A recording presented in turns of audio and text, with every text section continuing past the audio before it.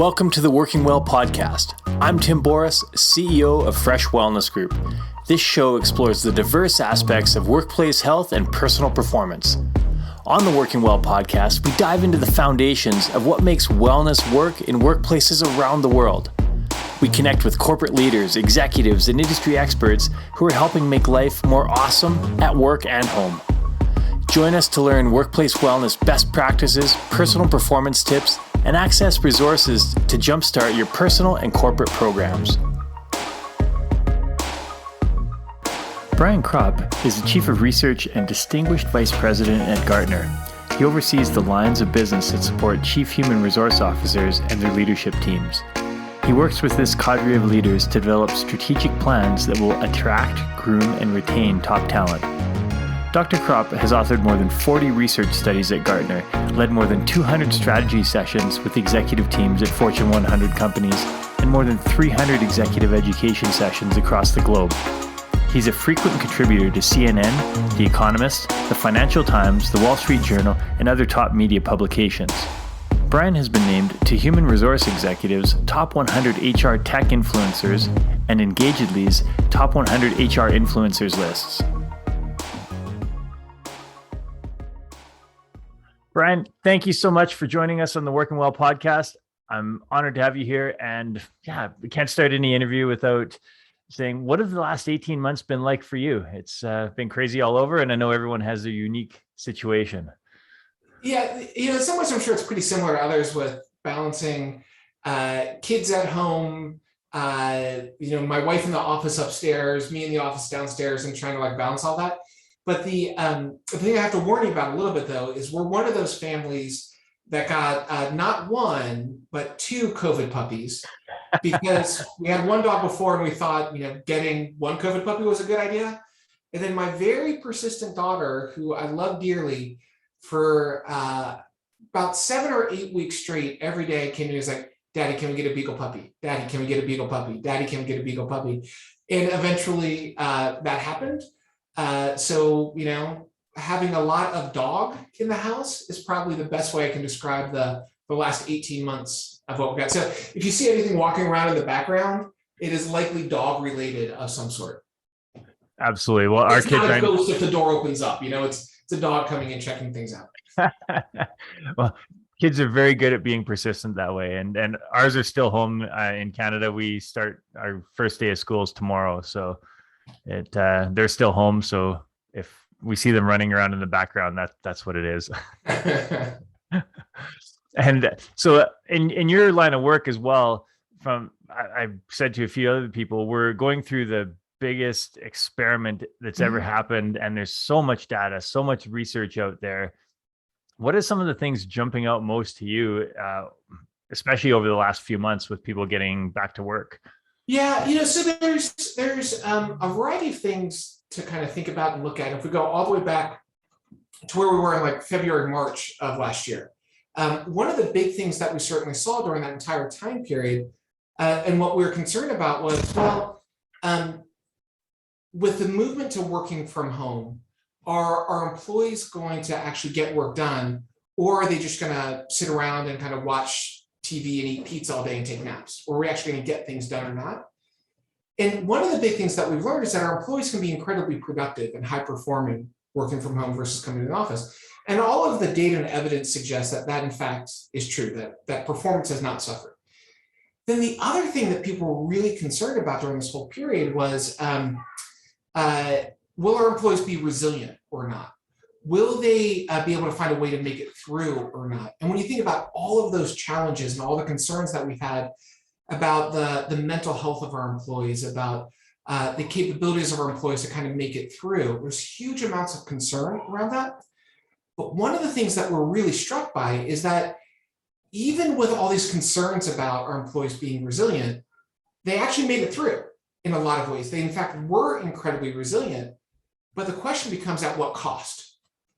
And while they were able to make it through, they were knocked down so many times that they kept getting back up. What was the real true cost of that? Which is something that we don't often think about. But it's interesting. Our very nature as human beings is to find a way through, but it's just how difficult it is from that perspective. So a lot of focus and attention on that. And then now there's an enormous amount of attention that executives are really focusing on and thinking about as workplaces kind of open up, then shut back down, then kind of open back up again and shut back down again. And literally, we were collecting data on this last week, and what we found is 66% of companies have delayed their office reopenings because of the Delta variant. And so where a lot of companies were planning on reopening their workplaces in the fall as schools open back up, now most of them are saying, we'll see you in January. From that perspective, been a real shift out. So, put all that together, I think my biggest takeaway from the last 18 months is that what we know this month is different than what we knew last month, and it's going to be different next month, what we know and what we're doing and what we're talking about. That's probably the biggest takeaway from this whole experience. Yeah. And that brings up a great point. And to the bigger picture perspective, research and data it's always changing, and you're able to pull out new information as things shift.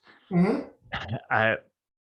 In a world of misinformation where everyone with a Facebook or a TikTok account is an expert or influencer, how do you get like valid, solid research and data to shine through?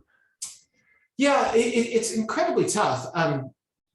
We're a little bit lucky / blessed / hardworking, kind of depending upon where we are in any given day. But we survey about 1 million people per year, and we ask them on an ongoing basis all sorts of questions about their performance, their relationship with their manager, overall feelings of health and wellness, kind of you name it, anything about work. We're collecting survey-based data on. We also run the exit surveys for about 300 companies. We run the new hire surveys for about 400 companies or so. So we collect all of that data. We also download a copy of every job posting that's put on the internet effectively and analyze that to understand what it is that companies are looking for from a talent perspective. We survey heads of HR every month, and we usually survey about 300, 400 of them or so to get a sense of what they're thinking about. And then the other part of it, we have just within our HR practice in Gartner, we have, upwards of 1,500 to 2,000 conversations a month with those executives in a much more qualitative sense. So we put all of that together, we analyze all of that to try to figure out what's actually happening. Yeah. And it used to be the case that we'd figure out an answer to something, and then that answer would be good for a couple of years. And now we find out that answer to something is good for a couple of weeks, maybe a couple of months if we're lucky. So just the cycles of everything has gotten so short that you have to be constantly on top of it. And the other part of that is just to be willing to say, hey, what I thought I knew last month might not be true anymore, and okay to admit that the world's changed and your beliefs and advice might need to change along with that. And that's okay. Yeah, and that because you're typically dealing with C-level or at least VP executives, and you're getting really good quality information, how are you seeing the communication throughout companies being able to share that information with employees? Yeah, because they're not getting, the employees are not getting that information typically. For the most part, no. So here's something really interesting for you. Then this is work that we've just been doing really recently about as we switch to a more remote / hybrid world, and there's fewer employees in the office, and a lot of that informal communication starts to go away. Do employees actually have a good sense of what's happening at their company? And the vast majority of them say no, that they've lost sight as to what's going on, not only in terms of what the company is doing, what the company's trying to accomplish, which is really important, because that lack of transparency, that lack of understanding creates all sorts of perceptions of unfairness. Like, I don't know what's going on. Someone else has better information than me. I feel like I might be treated poorly because of that. So there's all sorts of questions there. But where it actually starts to play out, or in addition where it plays out, which is really, really scary, is lack of information that managers have about their employees. So there's kind of a communication question about helping employees understand what's going on. But the information gap actually will be the most problematic, where it's managers not understanding what their employees are actually doing. So, I mentioned a little bit ago that all of the data that we've looked at, employees that are working remote or hybrid, their performance levels are give or take the same as employees that are coming to the office. You don't see any consistent differences or any consistent changes or patterns in office versus remote from a performance perspective. But the majority of managers disagree with that fact. So about 2/3 of managers believe that employees that come into the office are higher performing than employees who work from home. A similar amount say they're more likely to promote someone who's in the office than somebody who works from home, even if their work is the exact same. And they're more likely to give bigger comp increases to people that come into the office than people who work from home. So that is bad by itself because it means bad performance management, bad decision-making, bad reward strategies. But I'll layer something else on top of that, which just makes it downright scary and wrong, which is men are more likely to want to work from the office and women are more likely to want to work from home. So managers are biased against people who work from home. Women are more likely to work from home once the pandemic's done. And the reason why they're biased is they have bad information. You put that together and the gender wage gap that exists in a lot of places, and we can debate how big or small it is and kind of the fine details of it, but it's there and it's real. It's going to get worse. And the gender disparity in senior leadership positions is going to get worse. And by the way, that same pattern plays out where people of color are also more likely to want to work from home than come into the office. And so that similar pattern has the potential to play out there as well if they don't do anything. But this lack of information in a sense of not feeling informed and not being able to evaluate and acknowledge the contributions that people are making is one of the biggest risks that we're facing as we move into a more remote hybrid sort of working environment. And what are the conversations that are happening at the executive level? What do we see as the fix to that or the solution? Yeah, there's certainly one part of the solution, which is simply being aware of the problem. Right. And so if you realize that these sorts of things are occurring and problematic, then what you are likely to find and what you are likely to do is a lot of the tools that you've done and used before around adverse impact for different things, you just have to start applying that in additional ways and new ways around how people are working in addition to some of their demographic characteristics that are there. But the second part of it is, and what we're starting to see some companies do, is rely on new types of technology to better understand which employees are making bigger contributions. So one of the things that's really fascinating to me is with the shift to remote and hybrid work, so much of our interactions have moved from in-person to video. And that creates a problem in the sense that, well, I'm not really sure what people are doing as a manager. Are they really working as hard? I don't see them at their desk. What's going on there? However, that same technology's got the ability to give us new and better insights in terms of how people are performing. So let's give you an example. There's new technologies out there that during a video call can track everyone's facial expressions, take all of the conversation that occurs, turn it into text and put analytics on it. And then the combination of all those sorts of things, you can basically look at who's making the biggest contributions in this meeting. So if I speak and everyone else nods along, and it's like, oh, very smart, then I would get more performance points to show that I was having a bigger contribution. In contrast, if I were to speak and everyone else were to like turn away or shake their head or roll their eyes or do other stuff like that, then I would get negative performance points. So it sounds kind of creepy, and maybe it is in some ways. But the direction that we're going and the world that we're heading into, there's going to be more technology-based evaluation of the work that we're doing to help us understand the contributions that any individual is in fact making. And what I just described is not just at the leading edge, it's several steps in front of that, and it's like at the very painful bleeding edge part of it. And so, we're not saying get rid of your managers and replace them with video recordings of everybody yet. But those sorts of technologies exist, and they're going to start to find their way into how we're understanding our employees and the contributions that our employees are making. So it's an awareness, it's a technology question, it's a communication question, it's an ethics question. A lot of stuff goes into solving that and understanding that. Well, and that's interesting. And I know it's been heading that direction in a number of different ways. Yeah. And people leadership has always been seen as a soft skill. So I think a lot of people are going to have a hard mindset shift around having AI and algorithms really determine some of what are the typically considered soft skills. Yeah.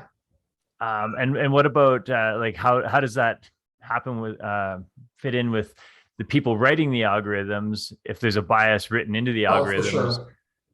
Yeah, no, it is. One company we're working with, tell you a bit of a funny story. This was kind of summer of last year.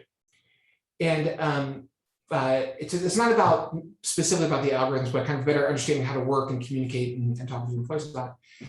And it was an insurance company, and they have a call center where a lot of their employees kind of manage calls. It's really easy to measure their performance in terms of number of calls that they get through, error rate, speed that they do, those sorts of things. So like real simple, straightforward performance measures. And they started tracking their employees as they started working from home. And the concern was like, again, are people actually going to be productive or not? And what they found that was really interesting was employees who were working from home on average were just as productive, if not more so, than coming to the office. So like another data point I was talking about. But one click further was what they realized is some employees were much more productive in the morning, others were much more productive in the afternoon. Some were more productive if they worked for an hour, took a break. Some were productive if they worked for 2 hours, took a break, like all sorts of different patterns for them. So I was talking to them, and they're like, we figured out this awesome thing. Like we can now tell our employees and give them suggestions about when to work, what are the times that are best for them, like all that sort of stuff. And they're going to be more productive. They're probably going to be able to work less hours and still get as much done. This is going to be great. And I had to talk to them. I was like, well, did you tell them you were tracking all this information? They're like, no, why would we tell them we were doing that? And it's like, well, I understand you were not telling them because you want to see what their performance looked like, and you're like Hawthorne effect. Yeah, I get it. But now if you're going to use that data to then make decisions for them, don't you think they are going to get upset if you find out like all of a sudden you've been tracking them and like turning on their camera on their laptop as they've been working and all that sort of stuff? And so what they had to go back and do is tell them where they're going to start doing this and collecting the same data again, basically found the same results, and then they could tell employees what's going on. But the bigger point here is with this technological infusion in terms of how work gets done and how we're measuring and understanding people, one of the things that's really, really important to do is just to tell our employees what, in fact, we're doing, to communicate to them about what our intent is, what we're trying to accomplish, why we're trying to accomplish it, what the data looks like, how it's helping you make decisions about how to manage the workforce and so on. And then also helping them understand how their behaviors impact that data one way or another. Because if we don't have that sort of ethical approach to the data we're collecting from our employees, the approach that we're taking in terms of using AI to manage things and so on, really bad things are going to happen. Maybe not to us, but one of the other companies that we might work with, and that's going to have a spillover effect on us. So one of the most important things that companies need to be doing now is having I didn't call it whatever you want, but a chief data ethics officer. They need to have their own version of the 10 commandments about their employee data, about what it shall be used for and what it shall not be used for, their own kind of conceptual bill of rights, their Magna Carta, whatever it is, whatever analogy you'd like, but something that they clearly communicate to employees. Here's what it is, here's what we're doing, here's why we're doing it, and here are the rights that you as an employee have and the lines we're not going to cross. That is going to be absolutely critical for companies to build and develop as we're moving into a world that just has a lot more technology that's impacting our understanding of employees and the sort of work that they're doing. That's and with so much data being collected, how it's used, how it's implemented, I love those points. One thing that we work with clients on quite often, it's around health and well-being of the organization as well as the individual employees. And when we talk about performance increases, one of the biggest benefits or boosts of performance is helping people just live well and be well. What overall well-being. If someone's fatigued and they're not sleeping well and not taking care of their body, they're going to perform poorly, to say the Sure. least. And I know with learning and development within companies, a lot of times it's just focused on work skills or career industry related skills.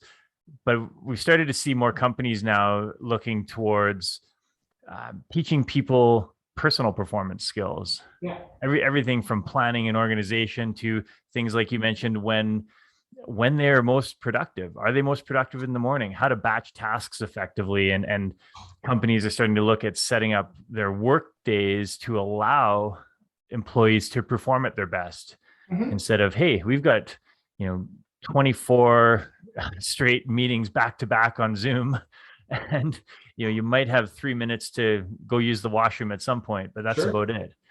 And so what are you seeing in the data related to that, and like learning and development Yeah. and restructuring the I guess not just hybrid, but even in the office work days? Yeah. There's a lot going on around that. One of the most important things is working with employees to help them understand, and kind of, you can imagine a 2x2, which is work I do together, work that I need to be with other people to do, or work I don't need to be with other people to do, right? So there's collaborative work I could do asynchronously, which would be in one of those quadrants. There's work that I do by myself without other people, which is another one. But there's other work, which is I can only do it when I'm physically with other people, right? And you have to think about kind of what that 2x2 looks like. And one of the things that's really important about being successful in a hybrid world is helping people understand what work to do where. Because if that's misaligned, then you're going to have a disaster. So if employees think they can do this work from home, but their manager wants them to be in the office, then there's going to be problems. If the manager thinks they can do it from home, but the employee thinks they have to be in the office, then it's going to be, well, why do I have to come in to do this? Like all sorts of questions. That's like helping people understand what tasks to do where and with who is really important. But one of the other major shifts that we're seeing that's really, really interesting is that companies are realizing a full picture of wellness of their employees is not just about the employee. It's about the employee's family and the employee's community. And one of the things that we've really seen and learned and observed through time is that there's lots that I can do for that person who works for me. There's even more I can do for their family. So let me give you a couple of examples. There's a financial services company that we work with in the UK. And what they've actually done is they've shifted to a virtual learning platform. But the schools in where their corporate university was didn't have enough space to have kids go to school and socially distance. So those kids had to have kind of 2 days in, 3 days at home, sorts of thing. So what the company did was actually just opened up their corporate university to the schools in the community and said, just use this space. So those schools could then go in there and spread out, and they were able to get kids in school in person in a safe way, right? So that's a way that they really made a good positive impact on the company. Another example, just again from a learning and development perspective, there's some companies that we've worked with, and what they've actually done is they've opened up their L&D platform to not just their employees, but the spouses and loved ones of their employees. So now you can go on that corporate platform if you're married to someone who happens to work there, and then learn the latest programming skills or financial acumen skills or whatever it might be. So they're not just making that person, they're not just upskilling that person, they're upskilling that person's family. And if you've ever been in a situation where your spouse is unemployed or underemployed, that creates a lot of stress, for sure. And if you can help someone's spouse find a job, you're creating an employee for a lifetime. Just another example, a lot of companies, when their employees travel, they have like a toll-free number that you can call in case of emergency. So what some companies that we work with, they're basically giving that number to their employees' children who are going to university. So if something happens to them while they're at university, they can call that number to help them out if they need it. And the reality is, like, hardly anybody called. But if you're an employee, knowing that there's a lifeline in case of emergency just takes away a lot of your mental stress from that perspective.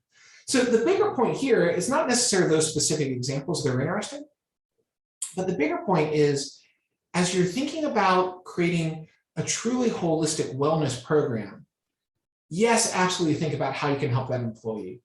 in terms of support that you provide for them, skill building, coaching, mental health breaks, like all those things matter enormously. But if you want to have an even bigger impact, ask yourself the question, how can you help that person's family and community? Because if you do that, then you can have an even bigger impact in terms of helping your employees' overall wellness from a very holistic perspective. Yeah, absolutely. And I can see that being even more beneficial to entry-level employees as well, who Yeah. maybe don't come with the pre-existing educational background. They're not as experienced in the industry. They're younger, and so how do you start that development at a young age and really foster it over time? There's one other really interesting one. There's a company that we work with, a large employer in a small community, and one of the things that they realized early on in the pandemic was a lot of their employees who were married and had the same address started to have different addresses at a greater rate than they did before the pandemic. So their married couples were getting divorced at a higher rate once they were forced to be with each other all the time. And so one of the things that, because of that they started to offer to anyone was marital couples counseling as part of their overall wellness program. Now, when you do these sorts of things, you have to be a little bit careful, because you don't want to be sending emails to your employees where you're like, hey, Tim, I noticed you've been fighting with your partner lately. You up for some couples counseling? That might be a line that's a little bit too far to cross. But are there other things that you can recognize about what's going on with your workforce that gives you a sense of, are there new types of support that you want to be providing to your employees to help them out? Well, and that's a huge part of benefits plans in general, is just making people aware that certain services exist, because so many services go unused or underutilized across companies, and companies say, oh, we have this program, but maybe 2% of people use it. Well, this is actually a really important point, because the way that we evaluate the ROI a lot of those programs is based upon usage. And we say, well, not a lot of people use it, so therefore it's not very valuable, which at some level is true. But you have to take a step back and say, where is value actually generated? And value is generated from an employee perspective when you look at engagement metrics, employee satisfaction metrics, anything like that. Knowing that those programs are available if needed is what has the equal impact on employee engagement, equal to actually using the programs. So what you want to be thinking about with these programs is evaluating the awareness that you've got of the portfolio of programs, not just the ROI based on usage of any specific program from that perspective. Because the other benefit, if you really build this portfolio awareness of what's going on, then what you also find is employees say, well, I know about this group of programs, and I know my company does a lot to help me. I've got this unique problem. I bet they've got something like it. But if they don't know there's a portfolio of programs available, and you haven't done that awareness building of that portfolio, then when their unique situation comes up, they're going to say, well, I'm sure my company, like, they're not going to even think about your company in terms of being able to help them out. That's why the real and most important measure when you think about impact on employee engagement is not usage of the programs, but it's awareness of the programs, and driving awareness of the programs is absolutely critical.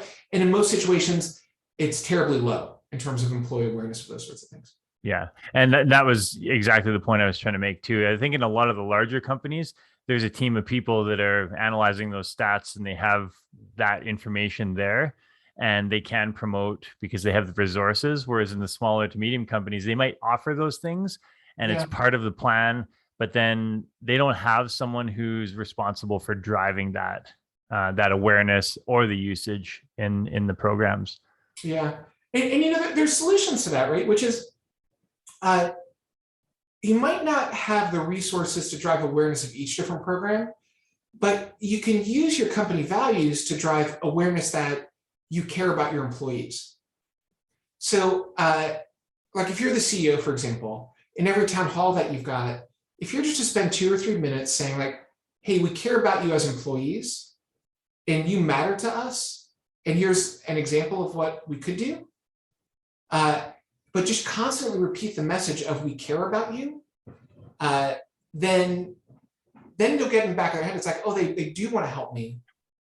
And then that might help kind of get them to come to water, if you will, kind of get the horse to go to water, whatever that analogy is, where they know because you care that there's things that are available, rather than having them know the specific thing that's there. But just let them know that you care, that they actually matter. Go beyond like, our employees are our most important asset to actually doing something about it. Well, and that has to be driven up by action and by examples and following up. I'll call it the integrity of following through with what you say. Yeah, for sure. And it's like you really only know what your values are when they're tested. It's really easy to say that stuff matters, but when you have to make real decisions about it, that's when you know stuff actually matters. Yeah, and this last 18 months, we've seen that in spades. The companies have been called to task, and many of them have stepped up very well. And there are some that haven't and have maybe bungled it in certain ways. And let's talk a little bit about you work a lot with the CHRO role and supporting them in their leadership teams. And earlier we chatted a bit about how not all companies have the CHRO role in the organization. It's typically a VP of HR, but what have you seen in terms of how the conversation around employee performance and well-being changes when a company has that role, that C-level role? Yeah, I think it comes down to a couple of things. I think it comes down to, are we doing a series of talent management practices for our employees, or are we changing the lives of our employees? This was back in August of last year, give or take. And I remember there's this guy I know who's a CFO. He's curmudgeon-y and he's pretty mean, to be honest. And he'll say the same thing, right? He's like the type of guy that if you're making a movie in Hollywood and the producer is like, find me a CFO. And they'll be like, I know the guy. Like, he's mean. He's like, rah, rah, rah, rah, like, he's that guy. He found the perfect job for himself, which is great. And I talk to him every once in a while. And he called me up and he goes, hey, Brian, what's up? He's like, I've learned something. And I go, what have you learned? And I thought, given his background, it's going to be like, oh, there's a way to allocate the cost of capital or arbitrage between these interest rates and like financial wizardry and like billions of dollars, right? Like Scrooge McDuck swimming in like gold bullion in his giant pile of money, like sort of thing he was going to tell me. So I thought he was going to go. And he's like, I've learned something. I'm like, what? And he goes, I've learned that the people that work for me are human beings. And I was like, really? And he goes, yeah, they've got like lives and families and kids, and those things are important to them. It's like, yeah. And he goes, yes, I've had this radical realization that they're not just workers for me, they're people that come into my office and I talk to, and they just happen to be part of their lives working for me. So the reason why I share that story is I think it kind of gets to sometimes the difference when companies have a head of HR versus when they don't. They have this realization that there's people that happen to be working for them that have lives and needs and wants and dreams and desires and hopes and all that sort of stuff. And when they don't, they have employees. So you want to be asking yourself a question like, do you have workers who are there from an available 9 to 5 to do work? Or do you have people that happen to work for you? And if you've got a head of HR or not, which of those two beliefs do you want to have? If you have a head of HR, you're more likely to have the one where you've got people that happen to be working for you rather than just workers. But that, I think, is really the question. And one of the biggest takeaways for me from this last experience, these last 18 months or so, is just, do you have workers or do you have people? Do you have human beings? That radical idea that there's people that happen to be working for me and they happen to be human beings with real lives, real concerns, real issues, real needs. And what type of company do you want to be? That I think in so many ways, how you answer that question defines so much of the decisions that you then make about the wellness investments you want to make, the rewards decisions you want to have, the culture you want to create, why you should have an office building or not, what is the purpose of it, all those sorts of things. But that, at its core, I think is the most fundamental question. And it seems like there's an obvious answer, but when you step back and think about it, have you really been acting that way or not? And kind of those come to truth moments are really important for companies to work through right now in particular. As we've gone through Delta variant, who knows what's going to happen next? Open up workplaces, who knows what's going to happen next? Do you have workers or do you have people? Do you have workers or do you have human beings? And being crystal clear on what your point of view is there will help guide you more so than any other decision you can possibly make. For sure. And that transitions well into sort of what we're seeing now with the reopening. Do we send people back to the office? Are there mandates on how to, I guess, proceed? Now, you had mentioned something in a article I read from you. It was talking about a K-shaped recovery from COVID, and that some people are thriving and others aren't. Can you talk a bit more about that? Yeah, when you look at workforces as a whole, there's a lot of focus and attention around the challenges that people have had. And they're very real in terms of kind of feelings of isolation, loneliness, mental health challenges, like very real. There's also other people that have absolutely thrived working in a remote environment. And we see companies making a variety of mistakes as they're thinking about their office reopening strategy. And the two most common ones are, one, well, once we get this COVID thing past us, we're just gonna go back to normal and we'll be good to go. And that's a little nonsensical when you think about it, because in what other decision would you say, well, we've had this fundamentally different experience for the last 2 years, so that we're going to take zero from and pretend didn't happen? Like, employees don't think that way. They've got like that has forever changed how we're going to work. So we can't go back to where we were before. The other mistake that companies have made and are making is to say, well, here's what we loved about being in person. Here's what we love about remote. Let's just put them together, and that's our hybrid strategy. The best analogy that I've got is I love tacos. I love spaghetti. Spaghetti tacos seems like a terrible idea, right? And that's the equivalent of— That's my favorite dinner. Yeah, well, I destroyed it for you. So if you don't like spaghetti tacos, do you like taco spaghettis? Maybe it works better that way. I'm not sure. But what you got to do is think about what is the environment that you want to create that helps people that work in very different ways thrive. Because if you go back to where we were before, the people that have really benefited and thrived in a more remote experience are going to suffer. If we go to a fully remote environment, then the people that have been struggling for the last 18 months are going to continue to struggle, and that doesn't work either. So what we have to do is redesign our organizations and redesign our work for a hybrid world, rather than trying to adapt our in-world work to a virtual world. We have to design for a hybrid, not adapt to hybrid, and that's important to manage this K-shaped experience. So that's kind of one part. And then as we're adapting to what hybrid looks like, the question that emerges more often than not is, well, can't we just get rid of a lot of our office space? And yeah, we can get rid of some of it. But what we really need to be doing is giving that office space a new job, a new purpose.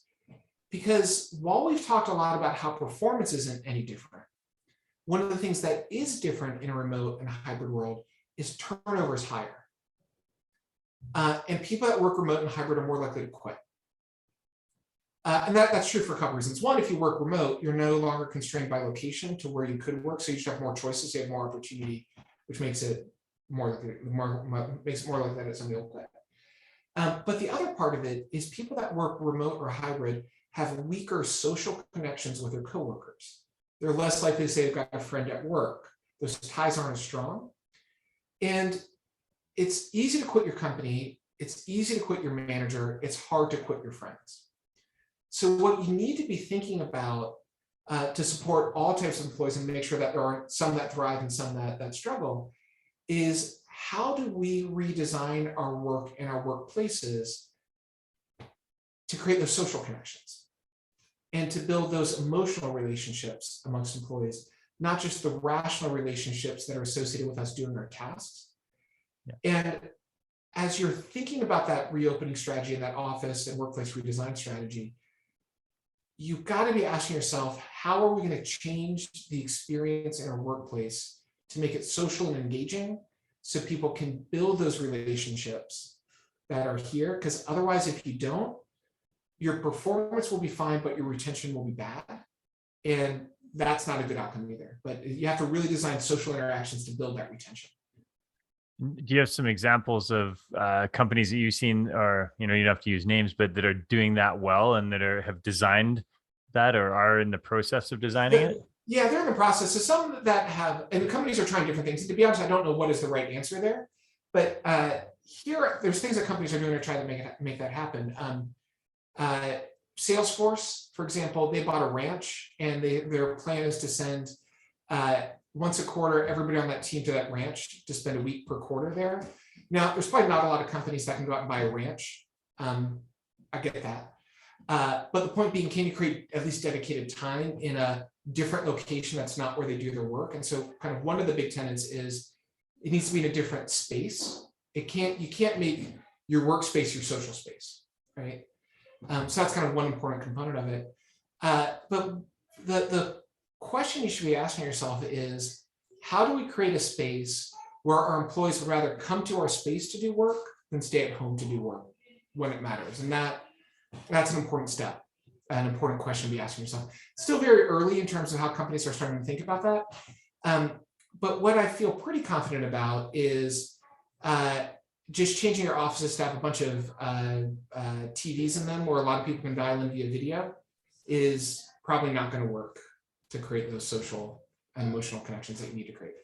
Yeah, it's fine for conducting meetings, but you're not. Yeah, for sure. You're not like, you're not going to bond over that. Like all those Zoom happy hours have worked out so well. Exactly.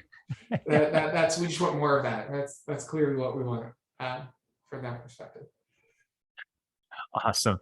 Now, with the we have to touch on it a little bit, but we don't have to go too much detail. Vaccine mandates with companies, we're seeing lots of that. I know in Canada, Canadian government just said for all federal employees, they're mandating vaccines now. There's been pushback from the unions, and so what data and research are you seeing out of that? Yeah, this is something that's been changing really quickly. Back in January, only 2% of companies were planning on mandating vaccines. In June, it was about 8-9%. Last week, it was up to 16%. So it's certainly moving in one direction. You can look at that and say, well, it's only 16%, but it's small. Or you could say, well, it's gone from 2% to 16%, and that's pretty big. That sort of change from that perspective. What's interesting is when you take a step back and say, like, why are people mandating vaccines now? And one of the biggest things that has shifted is that as companies tried to reopen their workplaces, one of the things that they found is that employees said, I might be vaccinated, but I don't want to go back to a workplace unless I know everyone else is vaccinated. So one of the biggest shifts that's there is companies try to reopen their workplaces and nobody came back. And so mandate vaccines to prove that it's safe from that perspective. Interestingly, though, a lot of companies are very hesitant to mandate vaccines for their frontline employees, their hourly employees, the person in the store, and so on. And part of that is the war for talent right now for that segment is so intense, they can't afford it from a time perspective because, depending on what data you look at and where you happen to be located, you might have between 20 and 50% of that segment not vaccinated. And are you going to, if you're trying to hire them, are you going to wait effectively 6 weeks before they can start working? And the answer is probably no in a lot of those cases. So there's very few mandates around that segment of the workforce. But here's the real question, right? Which is, are you actually going to fire someone if they don't get vaccinated? I was talking with a friend of mine who's a financial planner many years ago, and I was like, hey, I should buy an apartment and rent it out. Like, what do you think about that? And he's like, you could do that, but here's the question you have to ask yourself. If there's a single parent who's lost their job and can't make rent, are you going to kick them out? And I was like, no, I can't do that. I'm like, you should not be a landlord. And he was right. It's the same thing with the vaccine mandate. If you're not going to fire people who don't get it, you shouldn't put a mandate in. Because if you have a mandate that you don't enforce, then it's just meaningless. And worse, if your mandate says you're not allowed to come into the workplace if you're not vaccinated, you get to continue to work from home, then it's like, well, I'm not vaccinated then because then I get to work from home and you can't force me, right? So if you're going to pursue a mandate, you also have to be willing to fire people, even if they're your best performer, even if they're your highest producing salesperson, your best general manager. If you are not willing to fire that person, if they're not vaccinated, you should not put that mandate in. And there's plenty of companies that are willing to do that. But as you're making that decision to put a mandate in or not, are you willing to fire your best sales performer? Are you willing to fire your best general manager if they're not vaccinated? And for that reason alone, maybe not, but that's the question you really should, one of the questions you should be asking yourself about this. Well, and it's going to be fascinating to see how this plays out over the coming few months. Mm-hmm. Because I think, well, we're going to have a whole ream of new data and company, I guess, decisions to make, to look at for the future. And we'll see how that goes. Yeah. And, what we know this month, all that I know about what I know this month is that next month it's probably going to be different. Yeah. So based on all the stuff we've talked about and what you've seen happening for companies trying to really provide the best health and well-being for their employees, what are the top 1 to 2 things that they can do that doesn't require massive infrastructure changes? How do they benefit employee health and well-being the most? I think there's 2 things to really be thinking about. One is this radical idea that your employees are actually human beings, keeping that in mind. And then 2, the other question to really ask yourself is, am I being fair to my employees? Because as we go into this next generation of work and this hybrid experience, there's going to be all sorts of situations where things are inequitable, like who gets to work hybrid and who doesn't. Because by the nature of some jobs you can and others you can't. For the people who can't work hybrid, what are you going to do? Is that just you picked a bad job, or are you going to do something else for them?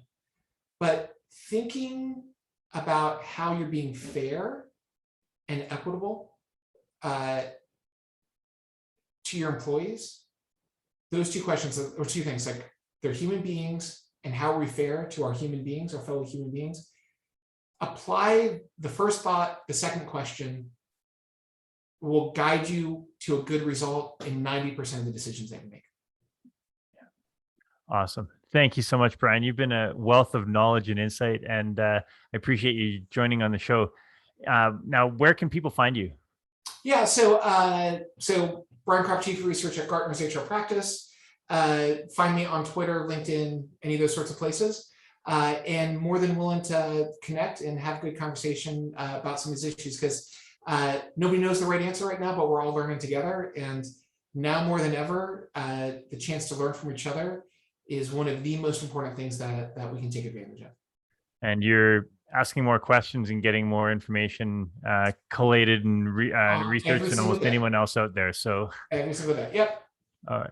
Awesome. And I'll post your details in the show notes, and people can contact you through there. Sounds great. Thank you so much. Thanks for having me. Thank you for listening to the Working Well podcast.